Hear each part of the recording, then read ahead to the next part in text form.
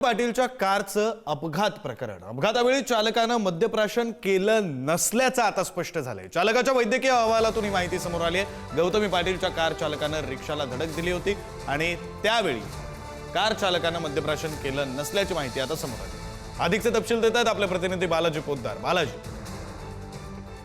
उपरांत गौतमी पाटीलच्या चालकाने जो अपघात केला होता त्यानंतर त्या अपघातात जखमी झालेल्या जो व्यक्ती आहे त्याच्या कुटुंबियाने आरोप केलेला होता की हा ड्रायव्हर जो आहे तो मद्यप्राशन करून गाडी चालवली होती। त्या संदर्भातला गुन्हा दाखल करण्याची प्रामुख्याने मागणी होती। मात्र आता पोलिसांना हा सगळा वैद्यकीय अहवाल जो आहे तो त्या ड्रायव्हरचा प्राप्त झालेला आहे। त्या अहवालामधून त्याने कुठलेही मद्यप्राशन केले नसल्याचं समोर आलंय।